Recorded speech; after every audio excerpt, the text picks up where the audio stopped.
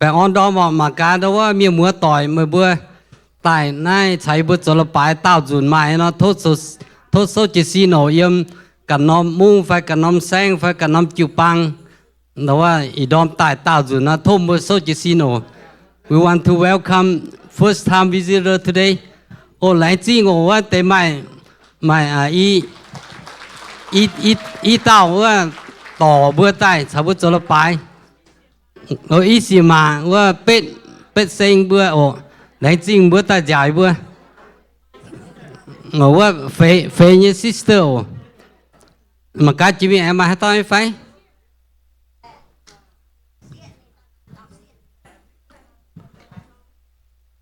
มาอ๋อ one more นะ can you stand up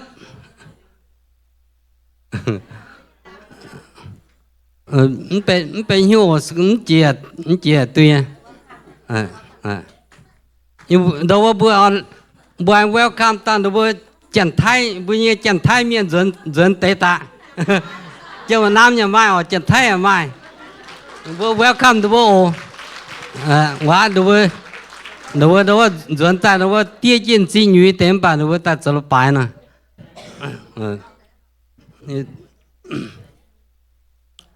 bữa ta cao lấy chín chiếu bèo chi bữa giờ chúng tôi chiếu nhiều bèn on ý đom như bữa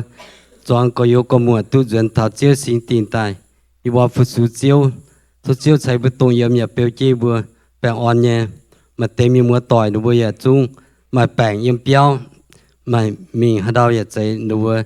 mà chiếu tại thảo chiếu xin tiền phụ sự chiếu bài bữa tại tu nó tệ bữa chiếu tỏi bữa lại chín chiếu bữa mà bé on nhân tế tu thảo ta phụ sự ý đom chẳng tế chiếu thu mà chiếu yên chơi vừa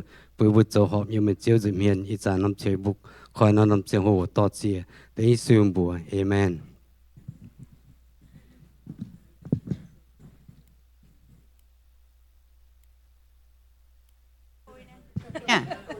hay nha ok bèn on đom ở làng trình thiên hùng bèo chiênยี่บัวอย่าจู้มินยาวเนี่ยเมียนเซอินหอยยี่บัวตู้แองตากางแต่ชาวเจียนมาบัวจวงเจียนเชงทินหงอ๋อต่อเจียนทินหงต่อเจ้ายี่บัวอย่าจิ๋วเกาจี้บัวตะเตาอย่าแรงจริงบัวเยี่ยมเปี้ยวเนี่ยถึงยี่บัวตะเกาอ๋ออีดอมบัวแองตู้ตายผู้สูทินหงโทบัวอย่าจุ้งโซจิซินถ่ายจี้บัวป่าจุ้งอ๋อ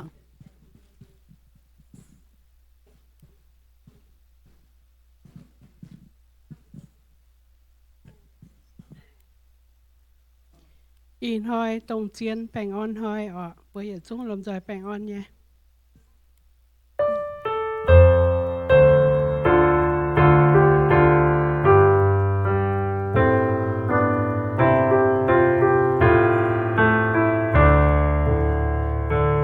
in hoi tông chiến bèn on hoi gạt quang thế nhớ thương quen nhiều nhẹ si tóm nhau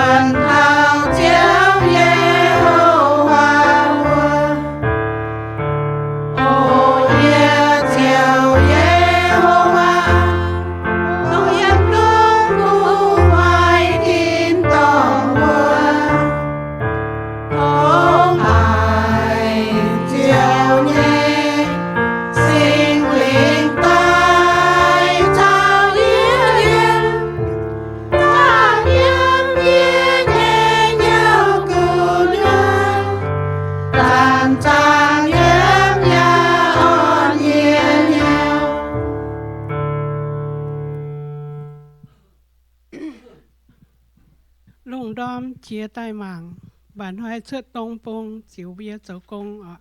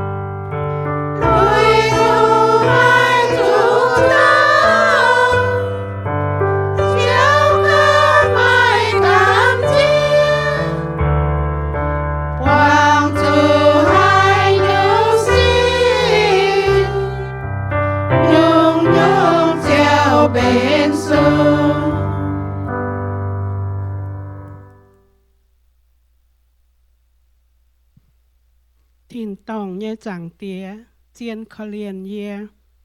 thì hùng ham bữa ọ chung thì hùng khờ liền bữa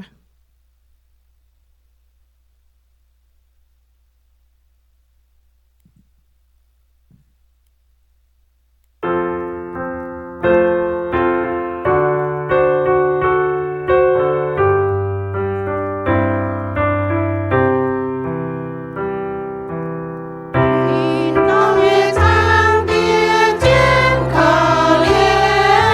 Ghiền Mì Gõ để không bỏ lỡ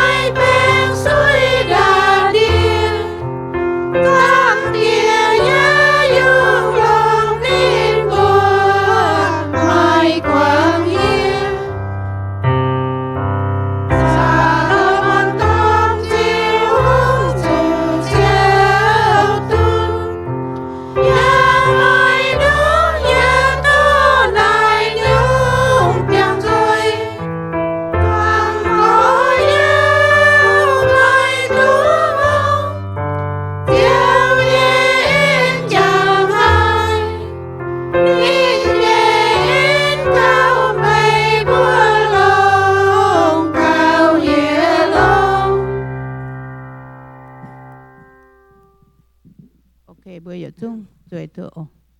phòng họ nhé xuất tự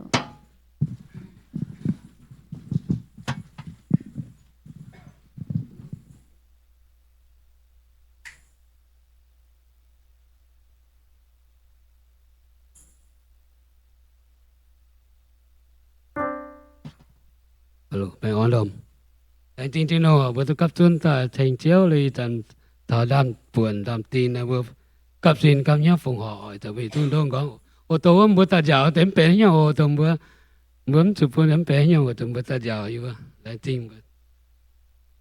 Hallelujah, lại tin tin hùng, lại tin chiếu chiếu cái lồng hải, lại tin tin hùng. Đừng bây vừa mai mèn trang mai chỉ tháo nó nằm trang hồ, như vừa cái anh hè lại tin chiếu thành chiếu, ít tại như vừa bà dung thọ đam tin. Y vừa ở phụng hỏi y với nhau phụng hỏi với xin nhàn rồi phun chiếu tại tổ chiếu như cùng chiếu à tổ chiếu tiếp chân tại xin nhàn bây vừa lòng tổ họp tại tổ chiếu như cùng ya tổ chiếu tại phụ bây vừa kỳ bằng là lan bây vừa mà cũng châu mấy tổ bây vừa nó làm châu mà bèn on chiếu à tổ chiếu tại phụ bây vừa ổ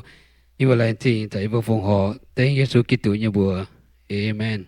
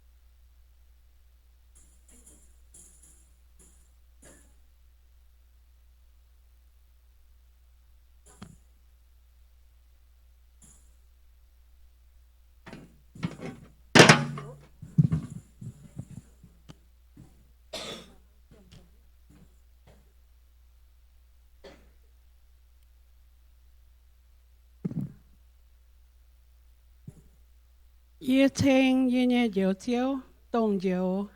lùng đĩa màn miền của tao chiếu ở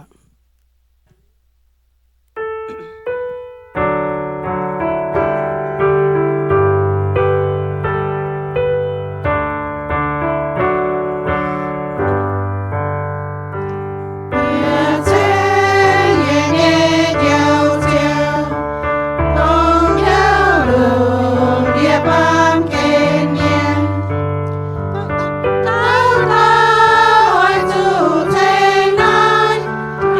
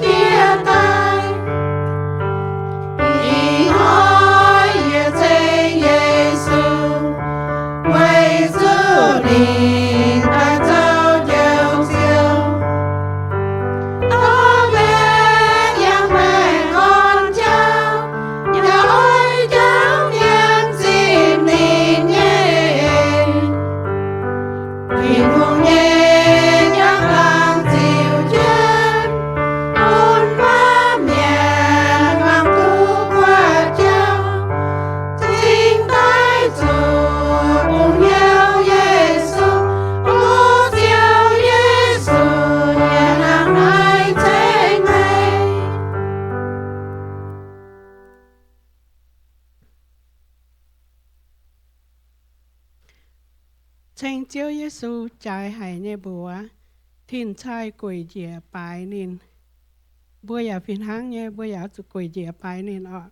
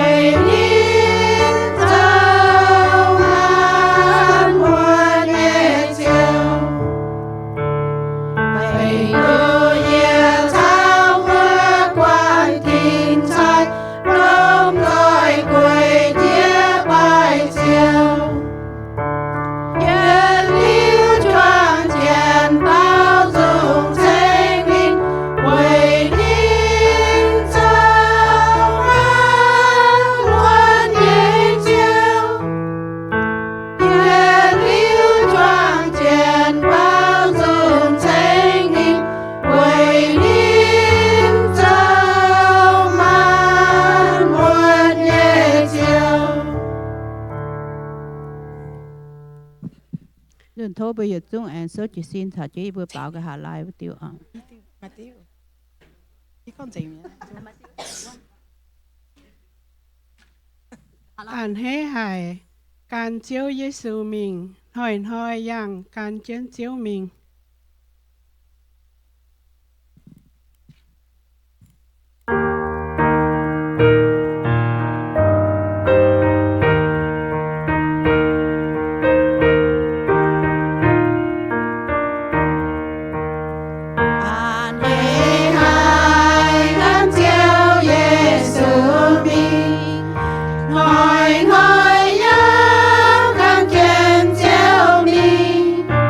Yang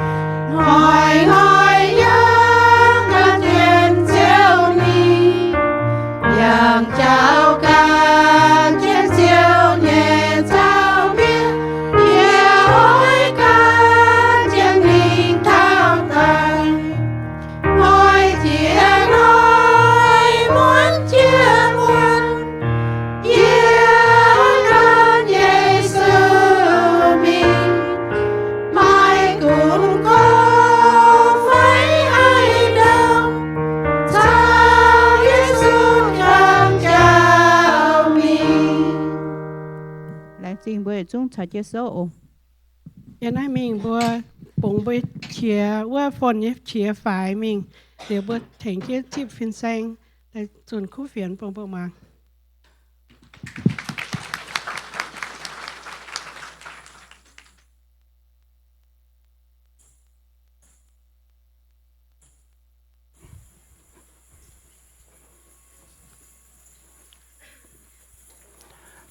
Good morning. Bạn on đó nó. Anh hay tiếp buổi miền mùa tỏi yang cố phát biệt sa chen buổi sáng buổi chiều idom ở welcome you near or far here today this morning to worship our God. Anh hay hay in hai buổi mai quan xỉa mùa xỉa tạo dung chú lâu can dùng tới mỗi buổi can dùng nghe phải. Anh hay là buổi trung lại chính thiên hùng thank you thiên hùng. Bà trung ya không vắng, trong chú ya rồi ya lên chế. I want to thank you Helen. You play piano, very good. We're lại chính lên chế Helen say did a good job. Đó chỉ chiếu như em, idom ya con ya kinh sâu sẽ con thảo kêu bang đồng hiếu. Unity of the church. Kêu bang đồng hiếu Vì dù đồng hiếu nó bùa con bùa yếm biểu dông hóa tỏi bùa ở dù đồng hiếu bùa bên kêu bang tai bùa yết dông ở dù đồng hiếu. When we are family, we have to be unified to each other. Even the church, we need to be unity in the church. In Hoa Kinh Sâu, say con thẩm bông đào bữa làm rồi cam nhóc ta cao ô chiếu à lại trên thiên hùng tao chỉ chiếu như em chiếu kinh lồng hay bữa như bữa hay mai tòng ta cấp chun bữa như bữa yếm mai tòng hiếu yếm chiếu thiên hùng bữa lại trên chiếu như em thâu chiếu như sinh linh tao chỉ chiếu như bảo thán chiếu như hòa yếm chiếu số kỳ tụ như bữa tao cao amen.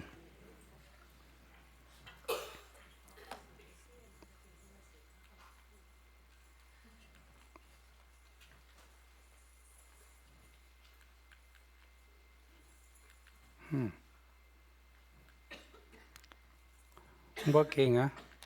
Okay. Đồng hiếu cho nhung dây, kỹ tù chuang chiến cho công, hăng hà nô, hâm, thèn tòi, hăng hà nô, quang chuối, bún tòi, yếm kỳ bang. Example of unity, Christians should work together,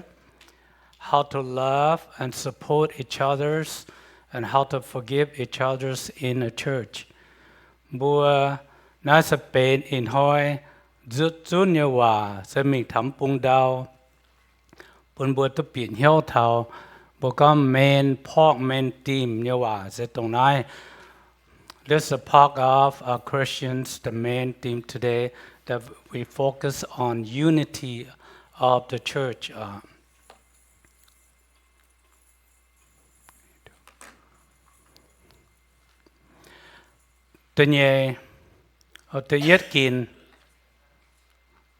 Can you change the screen? Kêu bang hoang tỏi. It's not working. Okay. Kêu bang hoang tỏi. Church families. Mang ma có yếu học phim tông ế nhé yếm. Sẽ sẽ kinh lông hài. Xin dung sâu yếp bếp phát sẽ phàm tới yết yếm. How good and pleasant it is when God's people live together in unity. Buông mạng thảo tàu kinh sâu con thảo kiều bang hoang tỏi. Bữa tút chuang chân bữa sủ thiên hùng na bùa hay lông hiếu như phải. Bùa anh hay ở our church family, we get together to meet to worship God. Are you joyful? Are you happy? Anh thấy idom bữa ta na cho cháu, ta bữa anh thấy ta phải, anh thấy trên yêu ta phải. So this morning you get up, you get ready, you came to church, you feel like very joyful, happy to come, right? Bữa làng trình bữa thiên hùng về nãy bữa trình tại bên hoang tỏi bên béo trong miền bên thiên hùng ở nam nhiều kỳ sau bữa cấp chú này chẳng hồ chỉ kinh lông hay bữa sáng nay phải when you together God's word said we are pleasant we all here joyful làng trình thiên hùng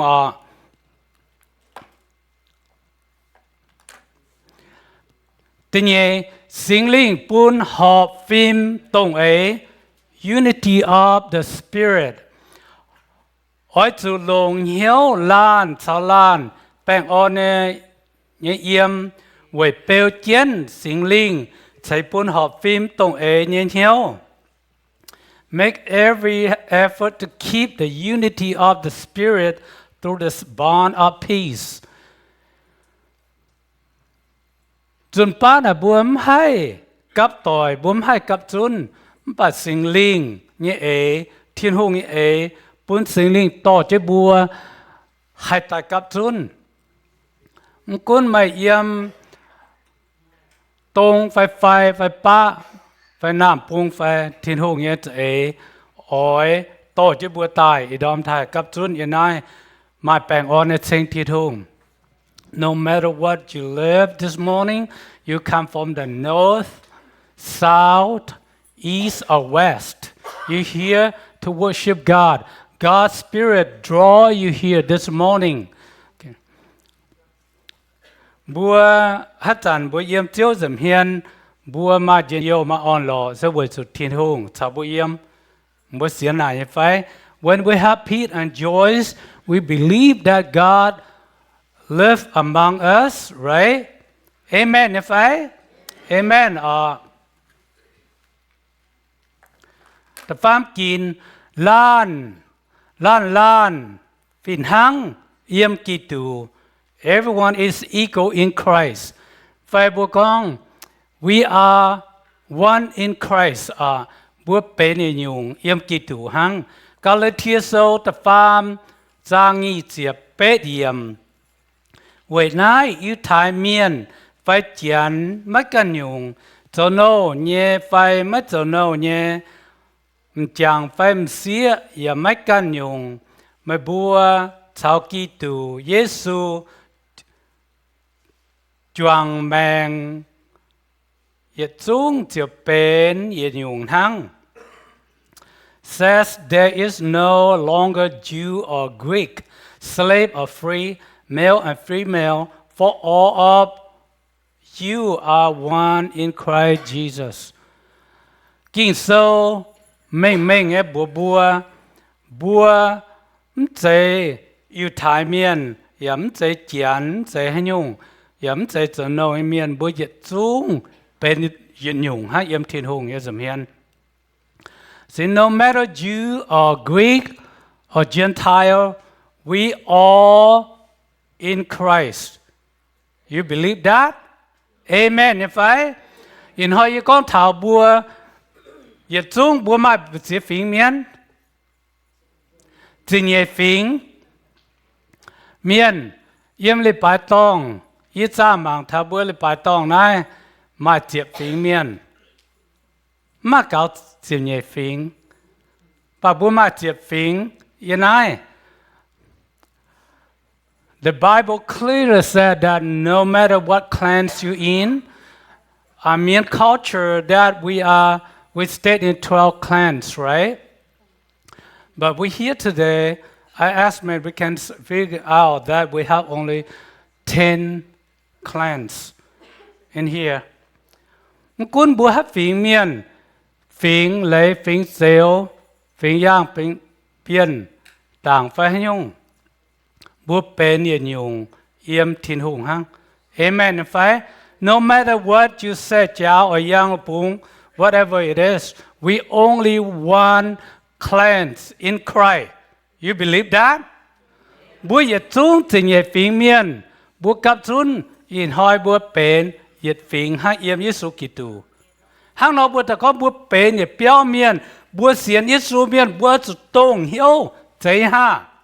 amen if I that's why we Christian no matter what race you are no matter what kind you are we in Christ we only one family Kitô giáo bùa phải kinh số bùa mình nhé nếuว่านะเจียนเนี่ยชิงเนี่ยบัวฝุ่นฮัตเต้าก็โหบัวฝุ่นฮัตเต้ากับไฟบัวฝุ่นฮัตล่างกับกวยไฟฮัตล่างกับหงบัวเยี่ยมกี่ตัวบัวฝุ่นล้านเป็นบัวก่อบัวเหี่ยวฟินห้างกวยฟีลมฟีแบงไม่เสียไหนไฟ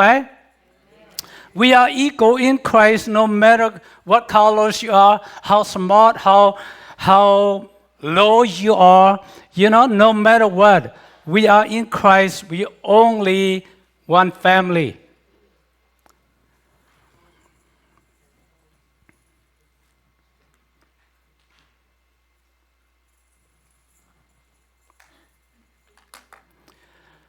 Sự con bùa bền hàng này na kinh sâu bùa thà bùa máy tùng bùn gọi. No division. Choáng có yếu yi tên bùa chiếu Giêsu Kitô nhé bùa thô mày bùa ở chủ tông chiếu con. Máy tùng bùn gọi chỗ chia quan ở chỗ học phim tông tông tiểu hiếu. I appeal to you, brothers and sisters, in the name of our Lord Jesus Christ, that all of you agree with one another in what you say, and that there be no divisions among you, but that you be perfectly united in mind and thought. Về hàng nay, con nói dùng chê. Mình hỏi là ý con thảo ý bùi im hăng bùa mai ý trả chia ý ta cái diếu tệ nào mà ta ăn tệ tu ý con no xong tu bùi im hăng bùi mình hãy dệt cháu chọn nó chia nè. In the one morning I told my wife I said we have 2 cars I can come early. If you want to come later, you can come. She said, no. We come together. Because what? She said, we husband and wife. No separate car. Hang nói như ta có bùa xiên ý su miền. Mà chẳng hồ bố con như hòa, mà chẳng hồ bố cháu như xì, mà chẳng hồ bố bọt nhé, cháu cần lan bọt phim hăng.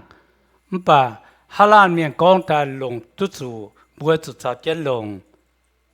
chào chén chuang chén lồng ní vậy. Are you agree that? In our church family, we have all kinds people, okay? All kind thinking, their mind, their purpose are different. Sometimes the other person say, we do this way. Others said, no, we do that way. But we have to come conclusion what is the best for our church, what is the best idea to do it. We have to come to agree. Sự con bùa mắc nó buồn mày nhìn hiếu na bùa chấm hò mà con yêu bà mà có mình yếm mày nó bùa chấm mai bùn gọi nhìn hiếu bùa chấm con mai quá division chất à.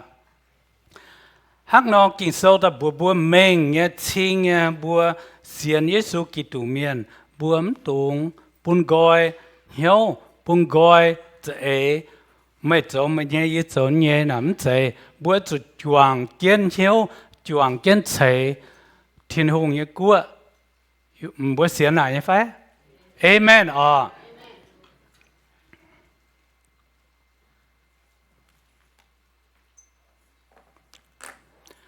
Bùn nhé nhung chế, bố con example of giving. Nó sẽ đau nhé, yết tổn dành bởi yết dứt chúng ta có như vậy hậu, anh á ngọt 12 thảo 41, 44 đau nhé, bởi yết số thang ta con như vậy. Giêsu chênh ở qua chùm bún y nom tông chín xị hăng nên phùng họ nhiên nhàn cầu chăm can lan phùng họ nhiên nhàn. Jesus praised the poor widow who gave 2 small coins to be temple treasury, saying her gift was greater than those who gave more money. Bua to ta mang ca, chiếu su chuối chân, nó bua nhé là bài tông phải nó bua sinh tin, mang miên phong hồ nhé giang hồ, mà miên bún chăm, mà miên là bún dầu. Bà chiếu su mang thảo nó lan, ảo quá, nên to y nom tông tin ta an gì hăng. Chiếu su bùa ni hàng tàu bùa ta ảo quá bún cả xăm. Jesus sat by the temple and watching, observing the collections, offering, and some rich people come, they drop more the money, and some poor people come in, they put less. And Jesus watched this lady came in and dropped 2 coins or 2 penny. Jesus said that this woman gave more. Bữa mà cả chiếu su con yêu hòa mà hiếu ấy lấy bún thảo bùa. Bữa can nhớ dùm hiên bữa mà thảo bùa lấy bà tông mà miền bún chăm mà miền là bún dầu. Mà tế nó bữa bún nhé nó bữa dầu cao bà nó rất là bún dình á thèn dình á. Mà tế mà chăm nhé bố bà này bố bún chăm nhé, bà này bố xâm em mà cả chăm mà nhung, lủng dình, tao ác quá nè, nên cái mà dỗ nhé, nên mà nhé, dỗ nhé, anh nhé tụi ta ăn dình nhé, hàng nó chiếu số ta con, nên bún, nên mà nhé, nên bún dình nhé, hàng nó chiếu số con ta ác quá bún cả chăm nè. Jesus observed, some example our church, some we give more, some other give more, some give less. But Jesus observed this woman, she gave out of her own poverty. She gave out all to the treasury. That's why Jesus said she gave more. Dùn pa bùa chuối chân ai, bùa ở chỗ ham thảo, quang bùa bùn na, bùa buông hiếu, buông ấy như bùn phải nhung.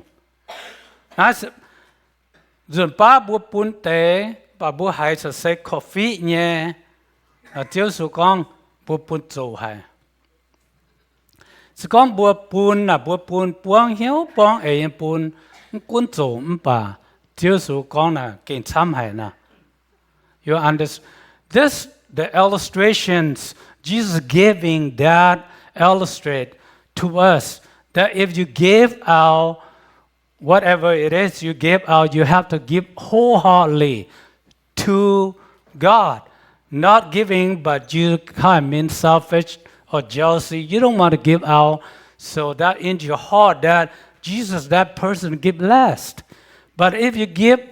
wholly to God, then God said that you give more to Him. Anh mà chiều hòa yên có muộn sự con bùa hám thịt hùng, hồ tàu y con bùa buồn nóm hiang như hồ tàu bên buồn hám thịt hùng, yên hám miên. So in fact, the theme for this year, I told you guys already, the theme this year said, we love God and love people. Right? Hắn nói kinh sâu ta con, sự con buồn hám thịt hùng là bùa ở bún dình thịt hùng. Bún dình bún hiếu, bún dình bún mèng, bún dình bún cho ấy thịt hùng. Vậy như phải, sự con bún hám thịt hùng bún cho tu. If we love God, that you give everything you had to God, and you even your mind, your talents, everything, you give it all to God. Hăng in hơi nhung cháy mùa ta bù sú thiên hùng. บัวมาเนี่ยแล้วเขาลงกินเนี่ยบัวจองกินจุจะตายปุสุที่ห้องใจฮะบัวใจจุตายปุ่นเตียตาก็ไม่จ่วยหันเนี่ยนะมันใจห้างนอสก็ห้างนอนห้ามนะตองเมียเนี่ย you understand that right when you dress up come to church you come to worship God you dressing honor God not honor people right ห้างนอยิสุตะกองบัวปูนเนี่ยบัวสุดปวงจะเหี่ยวปูนทิ้งหงจิตตาน้องเลยไปเย่ยาวถ้ากองถันห้ำบัวจางตัวยังไฟสกองบัวห้ำนะบัวจะสีหางกงอย่าต้องปวนหอยห้างใจฮะสกองบัวห้ำบัวต่อเสียบัวห้ำทิ้งหงนะบัวแทงทิ้งหงจะเสียมหางกงเลยหายต้องเหยียดหอยเหยียดหางห้าง you believe thatหาต้มเสียนไฟมาลานเมียนยันไงนี่จบฟ้าจีนังกูนี่ก็ตองเหยียนห้อยฮะน่ะมวยหายไหนไฟห้างเราแต่ก็บวนห้ามตีทุ่งนะบวนสเก่งห้ามปวงเหี้ยวปวงปูนตีทุ่งบวนปูนบวนจะปวงเหี้ยวปวงเนี่ยปูนบวนฟ้าไหน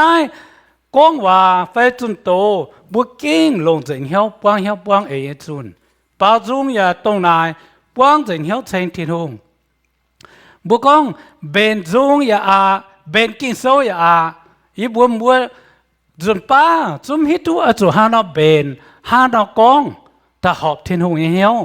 ปุ่นหวังเมียนฮาราเปลี่ยนเหี่ยวจะเก่งให้บัวก้องเบนกิ่งโซนะหงเหให้ยินทำตายบัวเบนไฟหาเนี่ยบัวจ้ากวางมองเหตุสก็บัวมาทิ้งหงเนี่ยต่อจะบัวมองเหตุโซบัวกันนะบัวจมตู้บัวยังกันเหี่ยวบัวกองตู้บัวจะทิ้งหงเนี่ยว่ากินโซเนี่ยว่ากองตะต่อติวกินโซเนี่ยว่าวันยงเจียไฟเอเมนแล้วจริงทิ้งหง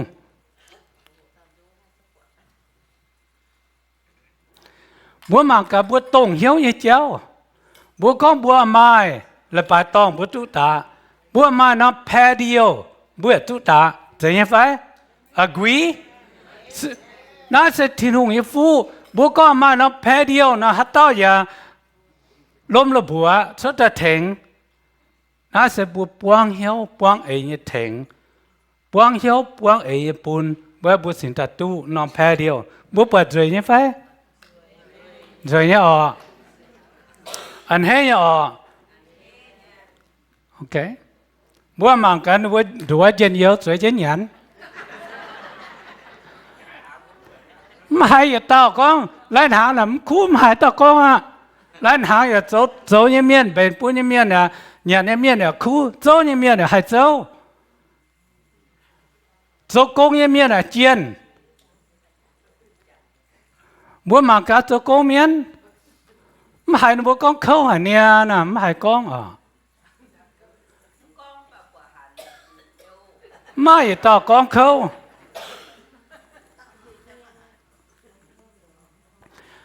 bữa mang tháo điang choang rồi rồi này ia chốt nó bữa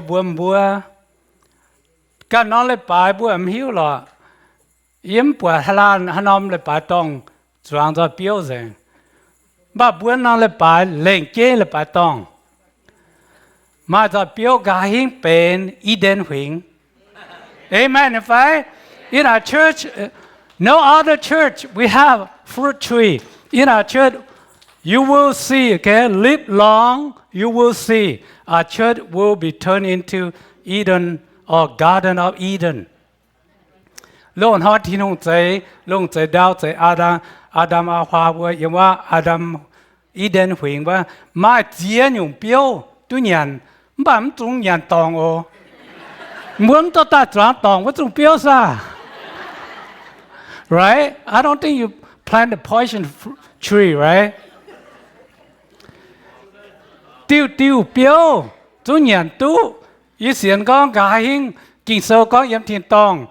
ยี่ติ้วเดียง这样子也糖标呢，哈也嘛标，越南面不拿了把当不做我标，amen 呢？ Amen. Yeah, Lansing, thank you for giving and donating. Thank you so much for giving Toad Patio. Thank you so much for donating the fruit trees. Thank you, Iwa, Ichiam, Joe, and everyone else worked so hard for our church, okay? We are grateful and God bless everyone. Bua anh hay hạ làng tin bua punyan thành thảo bua gom sa phá bua miêu hòa patio nè miêu nè đưa làng tin mà bua thành phòng họ phải pun diang piao na ở làng tin iwa thảo ichiam thảo jo thảo lan miên mà buồn thành kiến cho công khâu nha yếm kịp bang bua tự kinh anh hay thiên hùng nghiệp phụ buổi nay ye hát dần là yếm béo y buổi im hoang con thảo buổi nhà chợ na kinh tùng nhau hải kinh tham hải thiên hùng bùa nhà kịp bang ở chỗ dấu nhung tây ok ở chỗ dấu nhung tây bún cái nhia cái hên miền múa tỏi buồn bùa nó kịp bang na hình xuất ham hình xuất béo thì hỏi buổi nhà mèn na hình xuất giang béo muốn mèn điang là giang à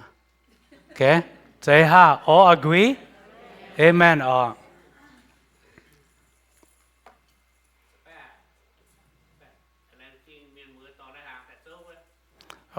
anh chàng con thảo nếu với chỗ lần hàng miền sẽ kinh khu hay nữa sẽ tàu nào lần chính tàu nào mà bữa lần chính bữa to lần hàng bữa cần lần lệ chế bữa chỗ bữa béo xiêm chỗ nhà to tận ai bốn thiên hồ nam nhiều chỗ nhà nó thiên hồ sai phụ bữa chỗ nhà nhà kinh khu anh hỏi nhà liệu nhà tây chuẩn mấy bữa nhà sẽ toàn mấy chỗ chỗ anh hỏi em chỗ nhà nó see good food bữa nhà châu anh hỏi mai mà châu chiên châu mùi phá ý con liền là khu nhá châu đã khu hay ở Lan Trinh nữa ya Lan Trinh tổng qua châu công em miền ổn bữa kín tàu châu công khâu hay lên chế nhà Lan Trinh bữa tôm nào ya Lan Trinh mai ổn mai lên chế anhจะsố chỉ mình cái tai em mảng ta mai châu tu long hay thank you mai sao chế bữa công bia có cao有翁草那英语啊，没不也冷接也冷静不？OK， 冷静的我做得口哈。家兴不头点干不也忙住，还表กัน多呢。OK， 这样个呢，我对年นั้นตรงหลักคู่นะบัวแต่อีบัวตัดต้มเจียน OK， 冷静。哦，但係孬咯。